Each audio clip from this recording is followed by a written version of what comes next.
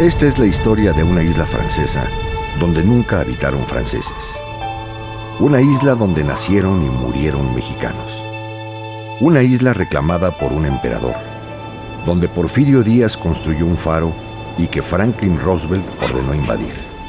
Un lugar donde el guardafaro se proclamó rey de Clipperton y cuya posesión se disputaron Francia y México durante 22 años. En este documental se expone el origen de la disputa y las razones que llevaron a México a perder la posesión de esa isla olvidada.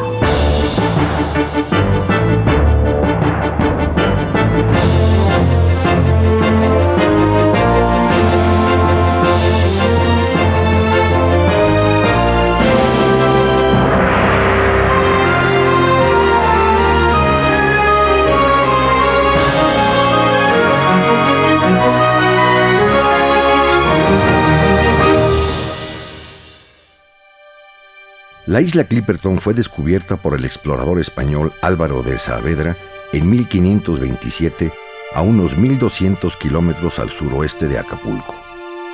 A lo largo del tiempo, la avistaron otros navegantes que le dieron diversos nombres, entre ellos Isla de la Pasión y Médanos. En 1576, las naos españolas abrieron la ruta comercial entre Acapulco y Manila y la isla fue bien conocida en el derrotero al lejano oriente. Atraídos por los ricos galeones españoles, los piratas y bucaneros se aventuraron en el Océano Pacífico.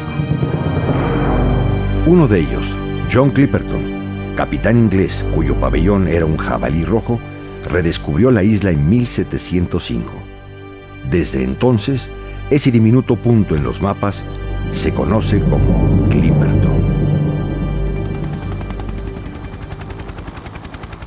Clipperton, perteneciente a Francia, reclamada por México y bautizada con el nombre de un pirata inglés, es un remoto atolón deshabitado con una playa que va de 50 a 400 metros de ancho y una circunferencia de 11 kilómetros. Su salobre laguna se puede bordear en 2 horas y media. No tiene agua dulce. Su vegetación es escasa.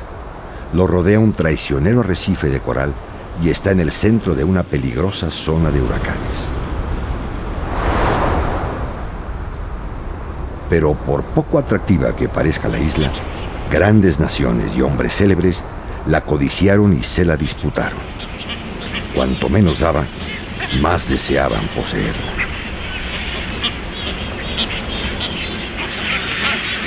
Los restos de 21 metros de altura de un antiguo volcán, la Gran Roca de Clipperton, dominan toda la vista desde ese extraño atolón que, recóndito e imponente, ha servido al hombre como refugio y guía. Hace casi 100 años, México construyó un faro en su cima, una llama simbólica que se extinguió hace mucho tiempo.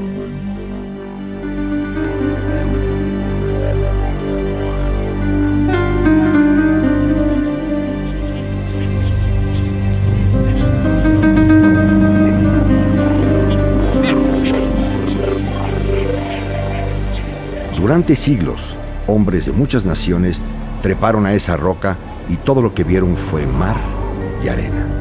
Pero ante sus ojos yacía algo desconocido que podía haberlos hecho ricos.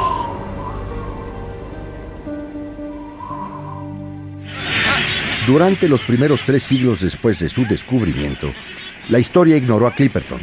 A nadie le interesaba ocupar esa isla apartada y estéril. Pero a mediados del siglo XIX, todo cambió. Los exploradores franceses y estadounidenses descubrieron que los pájaros bobos de Clipperton se posaban sobre una fortuna potencial.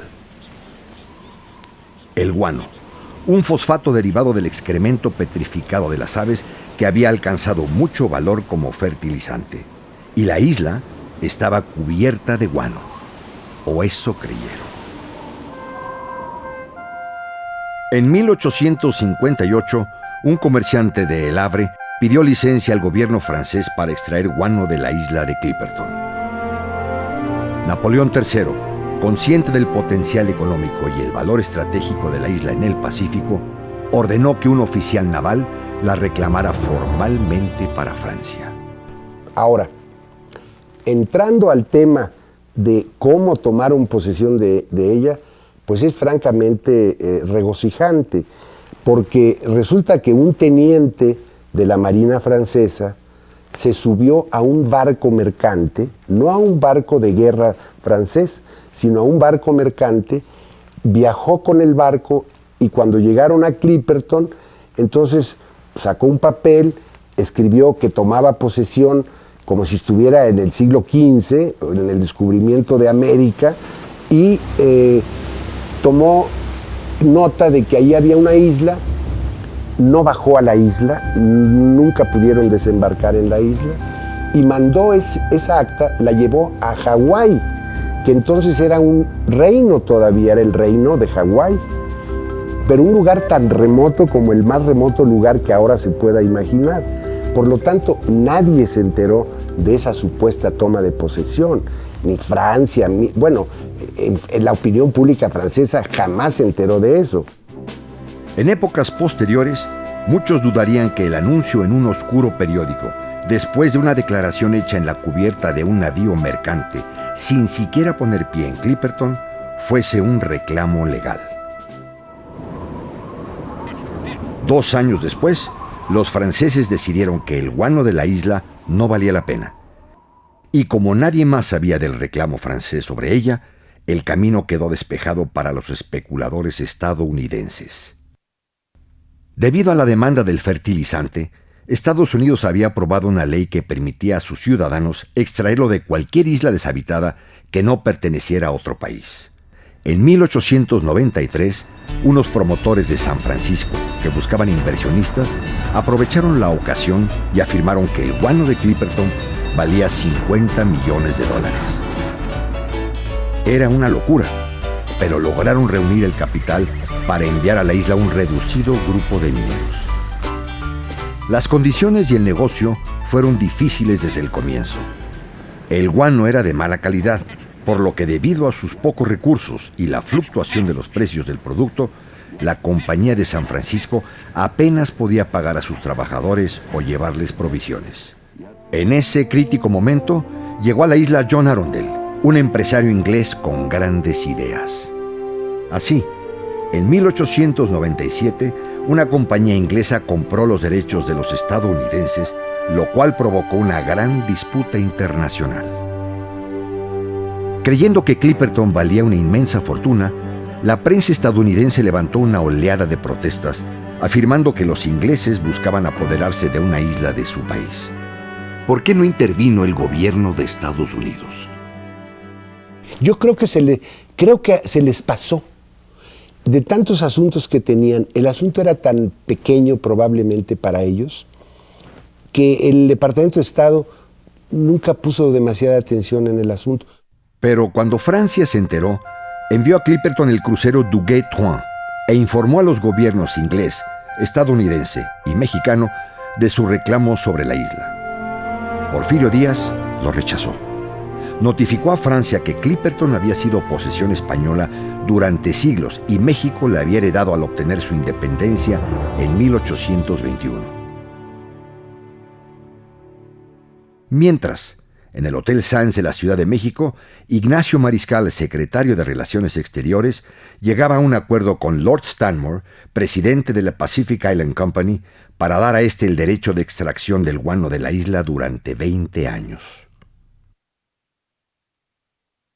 En 1906, Porfirio Díaz tomó medidas para proteger los derechos de México sobre la isla. Ordenó al ejército mexicano ocuparla y erigir en la cima de la roca un faro con una lámpara de aceite de 10,000 bujías.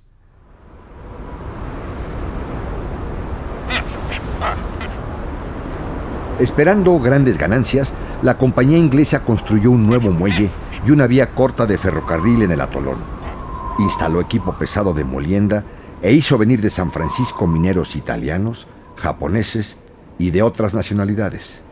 En la época de mayor producción, había más de 100 hombres trabajando en la Isla de la Pasión. No obstante, Francia insistía en sus derechos sobre la isla. Y finalmente, en una actitud sorprendente, Porfirio Díaz aceptó someter la disputa al arbitraje del rey de Italia. Todos confiaban en que el reclamo mexicano saldría adelante, pues Clipperton siempre había sido considerada parte del Imperio Español en Nueva España. Pero la duda que aún persiste hoy en día es: ¿por qué aceptó Porfirio Díaz el arbitraje si ya había ocupado Clipperton? En 1910 se viene la revolución y está ya cayéndose el régimen. Estaba a semanas de irse en mayo de 1911 Porfirio Díaz fuera del país, cuando entonces decide hacer el canje de ratificaciones que amarraba y comprometía no a su gobierno, sino al país en su conjunto con los resultados del arbitraje. Y claro, Porfirio Díaz va como exiliado, ¿a dónde? A Francia. Puede pensarse que Limantour, sobre todo, que era un personaje sumamente influyente y poderoso cerca de Porfirio Díaz, su secretario de Hacienda, puede pensarse que Limantour le haya recomendado arreglar ese asunto que estaba pendiente con Francia, porque ya se iba a ir él, Porfirio Díaz, exiliado a Francia precisamente, donde tuvo, por cierto, todas las consideraciones que yo digo se merecía en relación con este asunto de Clipperton. Fue una conducta patriota y fue una conducta correcta, pero digamos que al cuarto para las 12, como decimos, le flaqueó la mano y puso en duda, puso en riesgo la soberanía de México sobre la isla, y finalmente se perdió.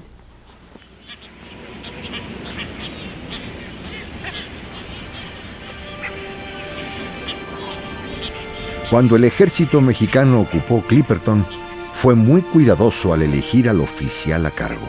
El capitán Ramón Arnaud tenía 29 años, era de Orizaba, muy ambicioso y hablaba francés e inglés. Arnaud, que había estado en servicio en Yucatán y había cumplido una misión secreta en Japón, fue enviado a Clipperton como primer y único comandante de la guarnición. En 1908 regresó a Orizaba. Pidió la mano de su novia, la hermosa Alicia Rovira, y se casaron el 24 de julio.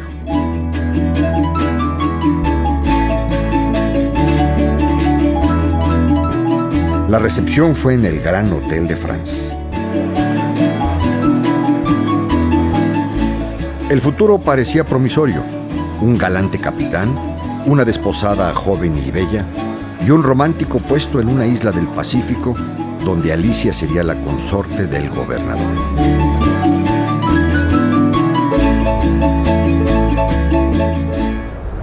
Alicia llegó a Clipperton con un fino ajuar, un gramófono, y tomó su lugar en la reducida comunidad, que incluía soldados, mineros, mujeres y niños.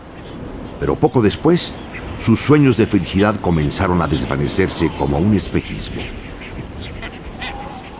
A menos de 2 años de su llegada, la Pacific Island Company cesó sus operaciones en la isla.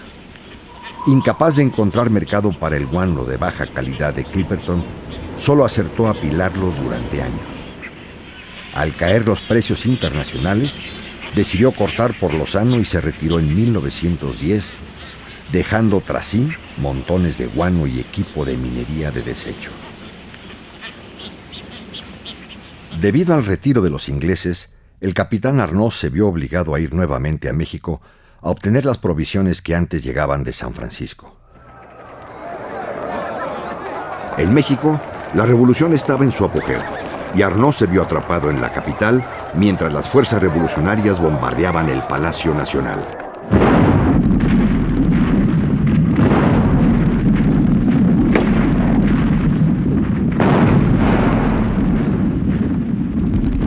El capitán estaba en una situación difícil. Cuando Francisco I. Madero fue derrocado y asesinado, Arnaud tuvo que tratar con el nuevo gobierno de Victoriano Huerta. Finalmente arregló el envío de provisiones desde Acapulco, pero por ser soldado federal, se le identificaba con el régimen golpista de Huerta.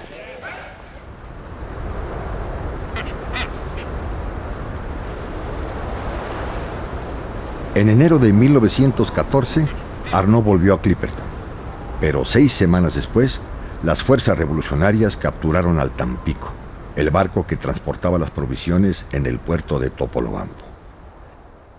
En la única batalla naval de la Revolución, el crucero huertista Vicente Guerrero persiguió al Tampico y lo hundió frente a Mazatlán.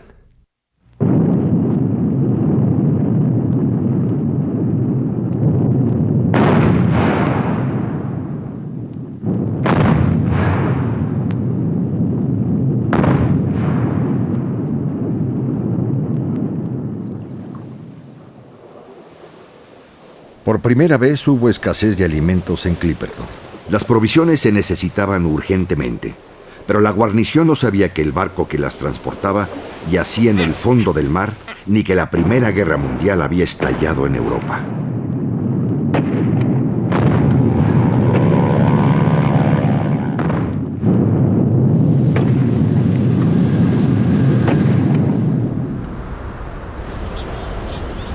El 28 de febrero de 1914, la Nokomis, una goleta estadounidense, encalló en el arrecife.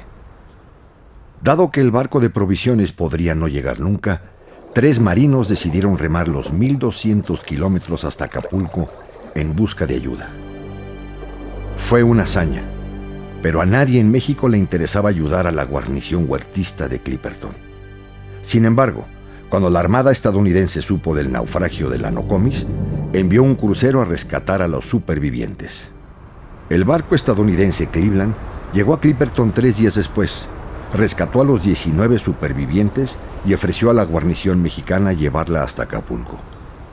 En una decisión funesta, el capitán Arnault rehusó partir sin órdenes oficiales de México. No se sabe por qué no envió al menos a las mujeres y los niños en el Cleveland, pero por lo que haya sido, tenía provisiones para más de 5 meses y creyó su deber permanecer en Clipperton. Cuando el Cleveland zarpó, dejó tras sí 14 hombres, 6 mujeres y 6 niños. Era el último barco que habrían de ver en más de 3 años. El rechazo de Arnault a abandonar su puesto preparó el escenario para 3 años de hambre y muerte. Al agotarse las provisiones, la guarnición tuvo que alimentarse de peces, aves y huevos, régimen que apenas aseguraba su subsistencia, y se vio ante un problema inmediato: la salud. El atolón tenía 6 palmas maduras que entre todas daban apenas 3 cocos por semana, lo cual no representaba suficiente vitamina C para sostener a una comunidad de 26 personas. Antes de un año, la gente empezó a enfermar y morir de escorbuto y desnutrición. En 1915, sepultaron a 15 personas en las suaves arenas del sur de la laguna.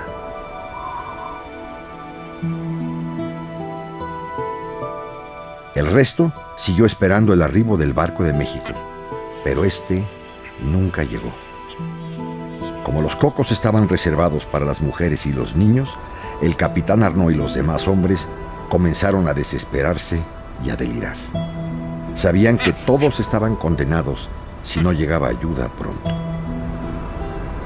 Un día de septiembre, 15 meses después de la partida del Cleveland, se escucharon unos gritos: ¡Un barco!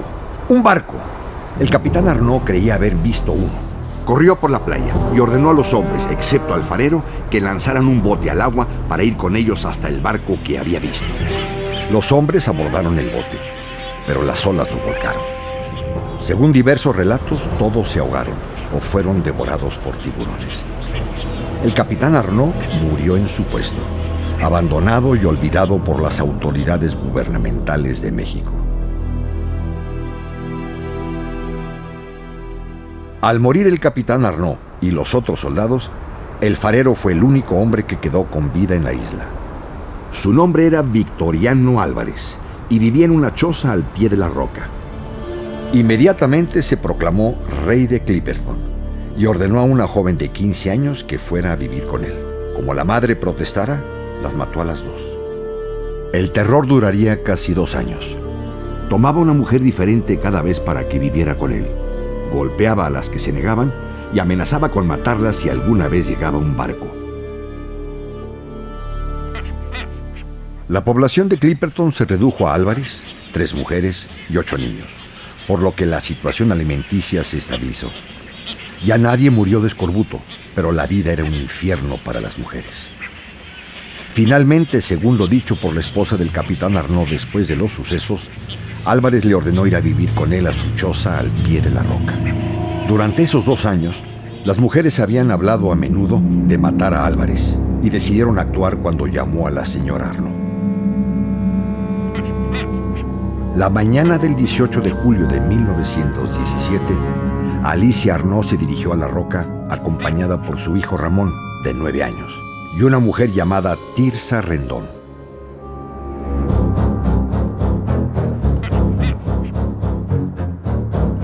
Cuando llegaron a la roca, Álvarez estaba afuera asando un ave y los invitó a entrar. Tirsa había ocultado antes un martillo en la choza y a una señal de Alicia se colocó tras Álvarez y lo golpeó en la cabeza. Ramón tomó el rifle del farero y salió corriendo. Tirsa siguió golpeándolo, luego tomó el cuchillo del hombre y lo apuñaló repetidamente. Alicia gritó a Ramón que corriera hasta su casa y llevara gasolina para quemar el cuerpo. El niño corrió al caserío, pero al mirar hacia el noreste, a través de la laguna, vio un barco. Era el crucero estadounidense Yorktown, que vigilaba la isla en busca de indicios de submarinos alemanes. Los estadounidenses vieron a las mujeres y los niños que les hacían señas desde la playa y los llevaron a bordo con sus escasas pertenencias. Mientras, el teniente Kerr, segundo de a bordo, fue a la roca a inspeccionar el faro. Al mirar dentro de la choza, se sorprendió al descubrir el cuerpo del farero terriblemente desfigurado por las puñaladas y ya medio devorado por los cangrejos. Al principio, las mujeres dijeron que Álvarez había muerto de escorbuto, pero cuando Kerr mencionó el estado del cadáver, confesaron el homicidio y revelaron toda la tragedia. La historia conmovió al capitán Perrell, quien decidió omitir toda mención al homicidio en sus partes oficiales. Pensó que los supervivientes ya habían sufrido suficientes infortunios y él y la tripulación del Yorktown hicieron lo posible para ayudarlos e instalarlos cómodamente. 3 días después, el Yorktown atracó en Salina Cruz, donde aguardaba el padre de Alicia Arnaud para recibir a su hija, a las otras mujeres y a los niños. Esa noche, el presidente municipal ofreció una recepción a los estadounidenses como prueba de gratitud por haber rescatado a los supervivientes de Clipperton. Y ese mismo día, el capitán Perrell escribió a su esposa una carta en la que describió la escena. Jennifer Holgate, su bisnieta, lee la carta. A letter written from my great-grandfather to my great-grandmother on Saturday, July 21st, 1917. Very soon after we anchored, the port boat came out with the British consul, the captain of the port, and Senor Rivera, the father of Senor de Arnaud. Several of the men broke down and cried like children when they saw the reunion of father and daughter. It was almost as if she had been returned to him from the grave. He had written letter after letter to the Mexican government inquiring as to her fate, and had always received the same reply, that all the colonists had perished. On the way out to the ship, Senor Rivera had told the consul that he had never so much regretted his inability to speak English as he had so much wanted to tell us in our own language how grateful he felt for us restoring his daughter to him.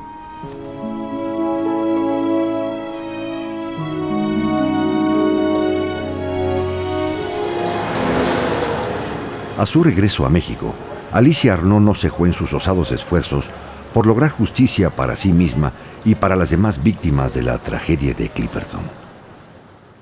Entonces la señora asume un liderazgo para defender los salarios de los soldados muertos y ayudar a las viudas que la acompañaron en este desastre.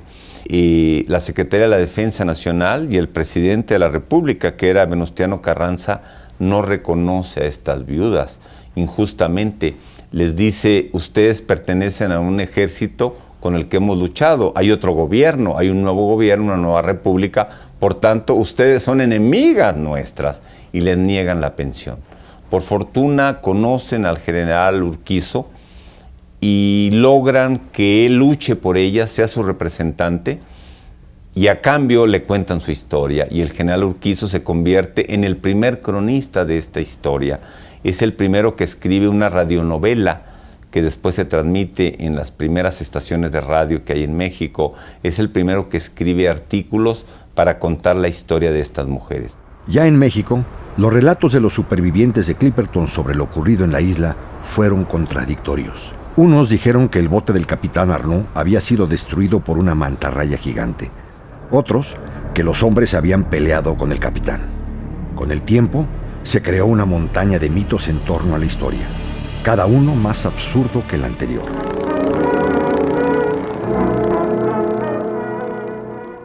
El Indio Fernández hizo una película con Pedro Armendáriz como protagonista. En ella, el héroe repele una invasión de Clipperton por la Armada francesa.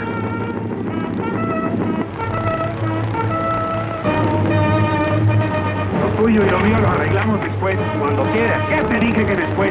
Ahora vamos a ver cómo nos toca. Ametralladoras contra barcos de guerra. ¿Pero quién dijo miedo?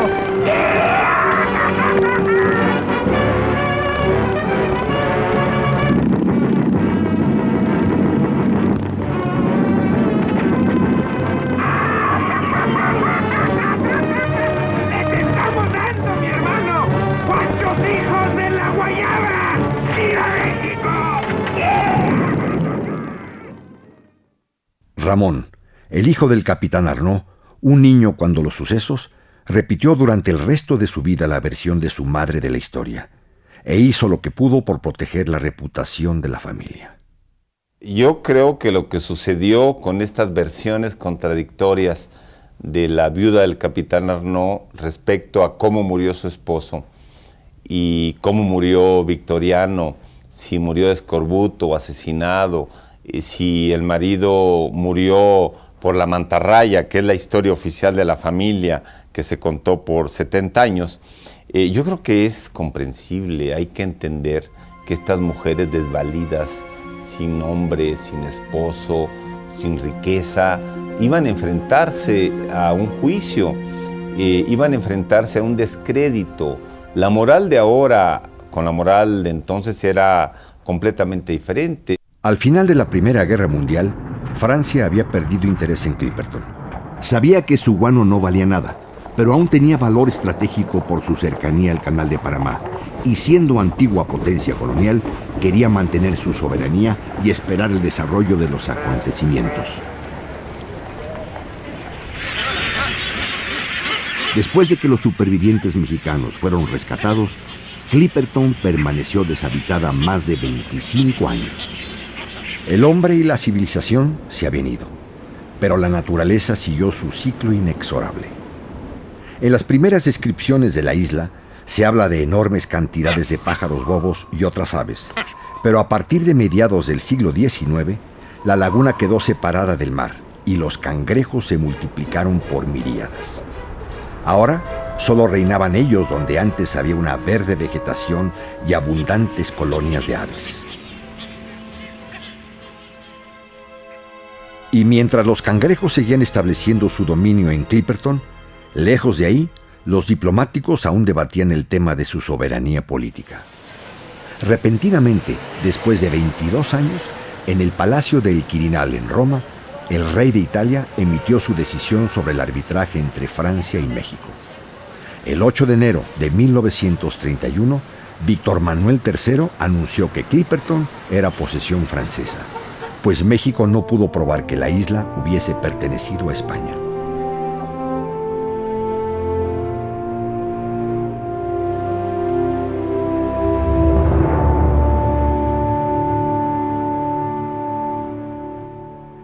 El resultado dejó asombrados a los mexicanos.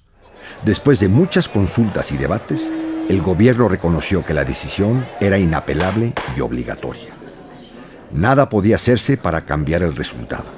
En 1932, finalmente, el Congreso reformó la Constitución y ratificó el arbitraje.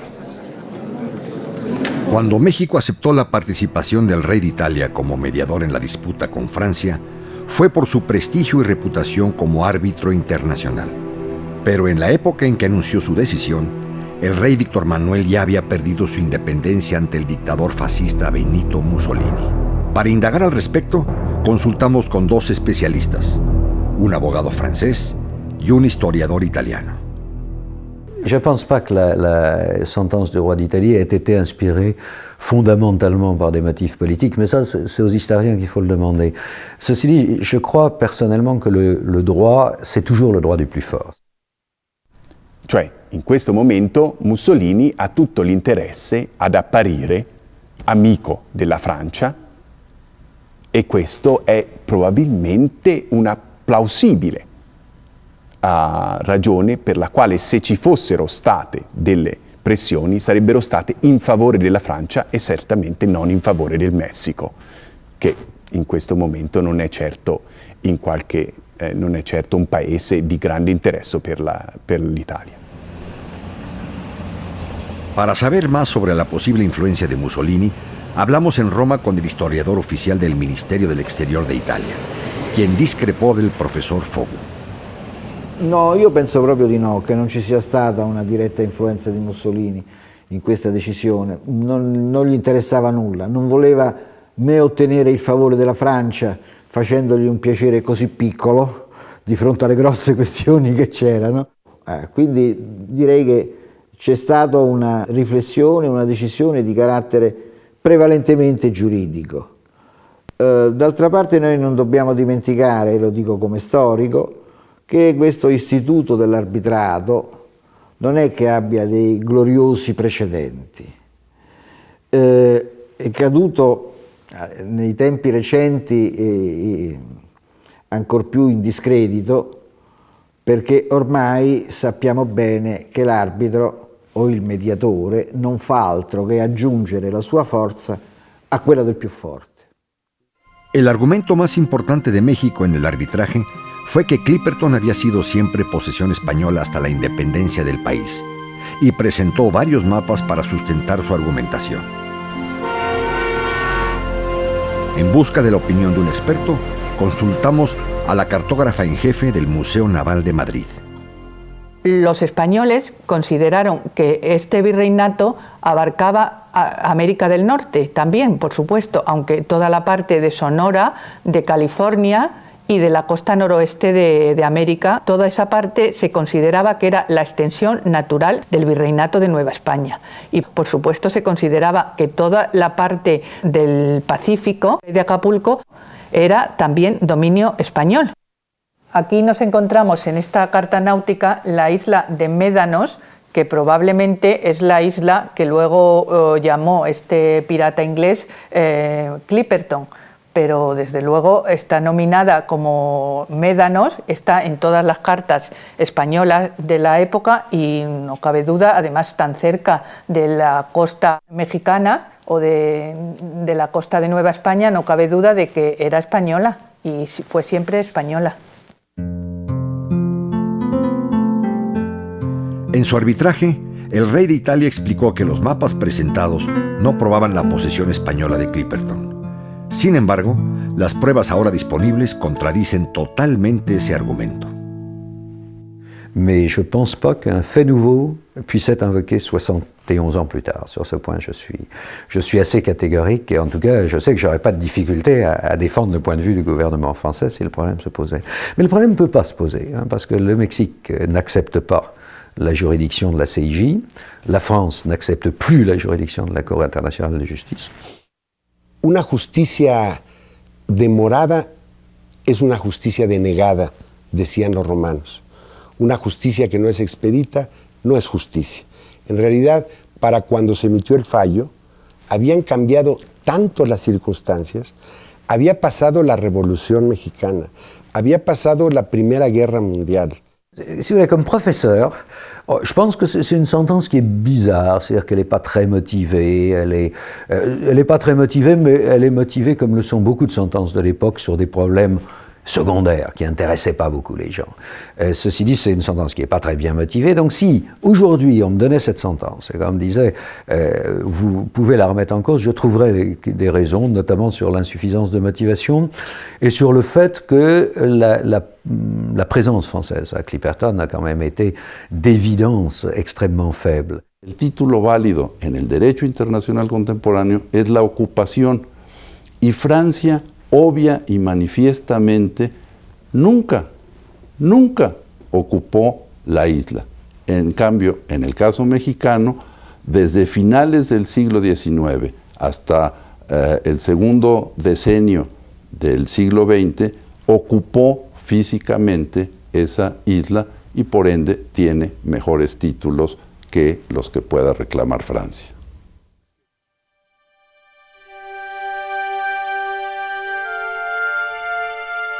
El arbitraje confirmó que Clipperton era propiedad de Francia, aun cuando nunca la ocupó, y una vez que ganó la posesión de la isla, la abandonó por completo. No había niños ni soldados, ni nadie se preocupaba por encender el faro de la roca. Pero en el decenio de 1940, todo cambió. Cuando estalló la Segunda Guerra Mundial, Francia e Inglaterra estaban muy ocupadas en sobrevivir para preocuparse por un insignificante atolón. Sin embargo, cuando Estados Unidos entró en la guerra, el presidente mostró un interés muy personal en la isla. Había ido a pescar 2 veces a Clipperton con mucho éxito, a juzgar por estas fotografías. Roosevelt creía que Clipperton sería una excelente base aérea durante la guerra en el Pacífico y cuando cesaran las hostilidades para la aviación civil. Los británicos tenían la misma idea y los mismos objetivos. Para asegurarse de que México cooperara, Roosevelt tocó el tema con el presidente Manuel Ávila Camacho en su reunión en Monterrey en abril de 1943. Creía que la isla debía ser de México y le pidió evitar que alguien fuera a ella mientras durara la guerra. 5 meses después, envió a Clipperton al almirante Byrd, famoso explorador del Polo Sur, en una misión secreta de medición. Byrd se encargó personalmente de la operación e inspeccionó cada rincón de la isla, de la laguna al faro. El objetivo era diseñar una base aérea con 3 pistas e infraestructura para hidroplanos. En su informe, Byrd sugirió abrir un pasaje en el borde del atolón y dragar la laguna para que atracaran barcos de provisiones y buques cisterna. No sería fácil, pero estaba seguro de que se podría hacer en 3 años a un costo de $22 millones a precios de ese año. Byrd sometió su informe a Washington, pero nunca se actuó para hacer realidad la gran visión que Roosevelt previó para Clipperton. Los británicos seguían interesados en la isla, y Winston Churchill autorizó una misión inglesa de reconocimiento dirigida por Patrick Gordon Taylor, un osado aviador australiano. Los preparativos se hicieron en la laguna de Coyuca, cerca de Acapulco. En septiembre de 1944, el hidroavión PBY despegó y, siguiendo la antigua ruta de las naos, amarizó a salvo en la laguna de Clipperton 6 horas después. El grupo tuvo muchos problemas físicos y técnicos y quedó atrapado en un terrible huracán antes de poder partir.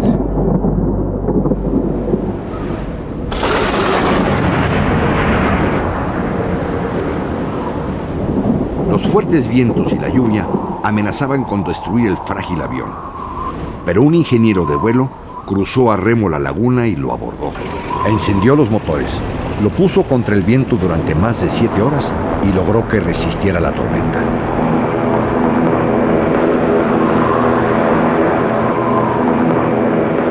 Roosevelt enfureció cuando se enteró de la presencia británica en Clipperton y ordenó una inspección aérea inmediata de la isla.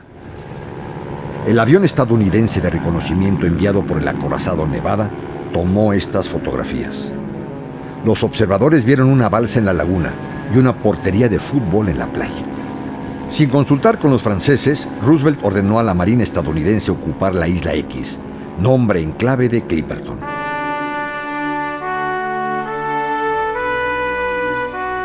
Uno de los marinos del LST 563 era el voluntario de 18 años Boyd Mason, de Soda Springs, Idaho.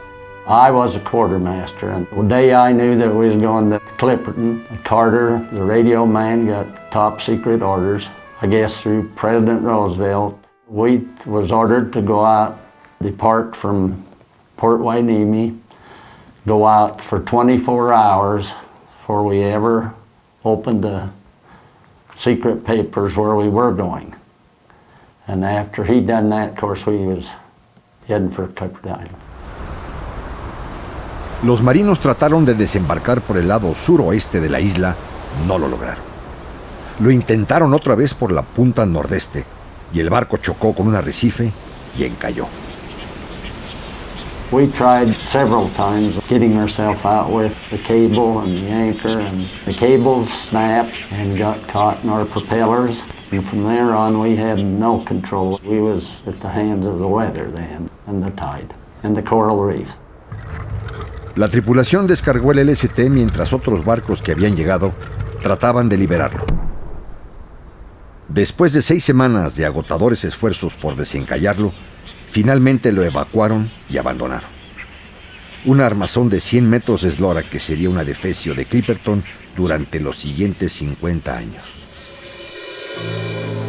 Los estadounidenses perdieron un barco y 5 lanchas de desembarco, pero salvaron las municiones y provisiones.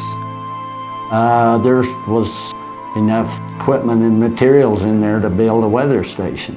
We also had 500 barrels of high-octane gasoline, aviation fuel, 2,500 pounds of dynamite, 80 tons of ammunition, and a full load of diesel fuel. Un batallón de ingeniería inició la obra de inmediato, y días después la estación meteorológica estaba enviando 4 partes diarios desde la isla X. It was still a top secret deal, but it was starting to leak out that it wasn't top secret by then. Cuando el general de Gaulle se enteró, ordenó al embajador francés en México despachar a alguien a Clipperton a ver qué estaba ocurriendo. El duque de Caramán, joven agregado diplomático en la Ciudad de México, recuerda lo que pasó después. L'ambassadeur était très préoccupé par les événements qui se produisaient en France, et donc il m'avait demandé pour cette raison de m'occuper de cette affaire qui venait d'être signalée, que les Américains avaient débarqué à l'île de Clipperton. Ce n'est que quand je suis retourné à l'ambassade, j'ai parlé avec M. Garraud-Dombasle, mon ambassadeur, qui m'a dit « Écoutez, carrément, je crois qu'il est temps que vous preniez des dispositions pour voir si et dans quelles conditions on pourrait envoyer une mission et faire le nécessaire pour mettre le drapeau français, parce que c'est une île qui est effectivement territoire français. C'était purement symbolique. C'est peut-être bien, c'est peut-être mal, mais enfin, de toute façon, c'est pas mal qu'on plante leur drapeau, s'ils veulent planter leur drapeau, pour montrer qu'ils sont encore en possession de l'île et qu'on ne l'oublie pas. Lo que el duque de Caramán no sabía era que, cumpliendo con el trato hecho con Roosevelt, Ávila Camacho ordenó detener a todo el que intentara ir a Clipperton. Et de ce fait, à ce moment-là, nous avons été informés aussi qu'il y avait une interdiction au bâtiment de se rendre à Clipperton. Malgré cela, on a décidé de se rendre, que l'équipage prendrait la mer à telle date. Le jour est arrivé où ils sont descendus à Acapulco, ils sont montés à bord et tout le monde a été arrêté. Et de ce fait, le bâtiment ne pouvait pas se rendre à Clipperton. Charles de Gaulle se ofendió por los actos de sus aliados estadounidenses y británicos, pero no podía hacer mucho para cambiar la situación. En febrero de 1945, Stalin se reunió en Yalta con Churchill y Roosevelt para decidir el futuro del mundo. Parece que para evitar más problemas con de Gaulle, Churchill y Roosevelt acordaron dejar el tema de Clipperton para después de la guerra. Por desgracia, Roosevelt murió 2 meses después y en julio la Marina estadounidense evacuó Clipperton, abandonando tras ellos toneladas de equipo y municiones.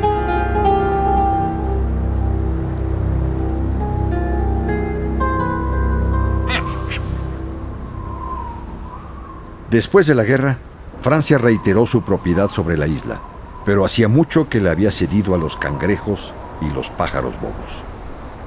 Nadie reparó el faro y nunca nadie se molestó en recoger los escombros. Único legado del hombre para Clipperton.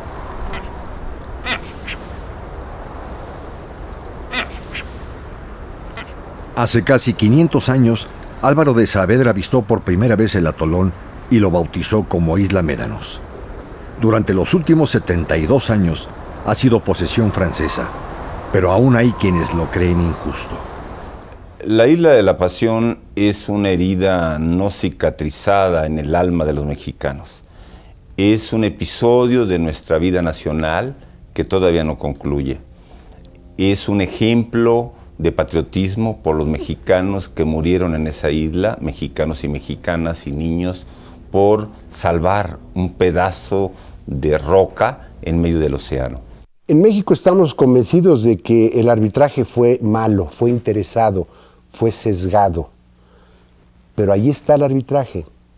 La pregunta que nos hacemos es, ¿cómo revertir esta decisión tan injusta en contra de México? Si le Mexique se réveille maintenant, je crois que la seule chose qu'il puisse faire, c'est essayer d'obtenir un accord de la France. Mais je crois vraiment que sur le plan strictement juridique, il ne peut pas espérer sérieusement récupérer Clipperton par des moyens juridiques. Yo lo que creo es que una injusticia no puede ser eterna. Nos resulta muy claro a todos que ahí hay una injusticia y que el árbitro actuó maliciosamente. Yo creo que la negociación es el único camino. On peut toujours refaire un nouvel arbitrage si la France en était d'accord. Pourquoi pas? En disant, mais on considère que compte tenu des faits nouveaux, il faut le rejuger.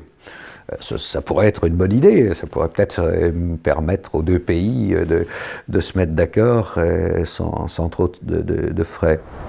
Después de examinar todas esas sugerencias, la pregunta es, ¿qué valor tiene hoy Clipperton para Francia? Et la France ne voudra pas pour des raisons, je présume, pour des raisons d'intérêt économique, pas du tout stratégique, ça n'a aucune importance, Clipperton maintenant, mais d'intérêt économique parce qu'on a autour une mer territoriale ou économique qui intéresse potentiellement les Français. Entonces, es simplemente una situación de prestigio. El prestigio cuenta mucho en la mentalidad francesa. El orgullo nacional, y lo entiendo porque nosotros somos igual, pero ahora tendríamos que encontrar una fórmula civilizada y amistosa entre Francia y México, pues para a lo mejor regir conjuntamente la isla.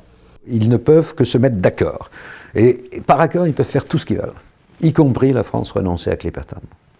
Siempre hemos sido espléndidos amigos de Francia y le tenemos cariño enorme, de allá nos vienen instituciones, ideas, modas, gustos. Nos gusta mucho Francia, pero no nos gusta que esté en Clipperton. Solo el tiempo dirá si Clipperton será devuelta o no a México. Algunos sugieren una administración conjunta con Francia o una zona internacional como la Antártica. En todo caso, hay que preservar y proteger la naturaleza. El destino de la Isla de la Pasión no era ser hogar del hombre. Pero si se presta atención en una tarde tranquila, aún es posible oír las lejanas voces de los hombres, mujeres y niños que vivieron y murieron ahí. Y en la ciudad de Orizaba aún se recuerda y honra su sacrificio.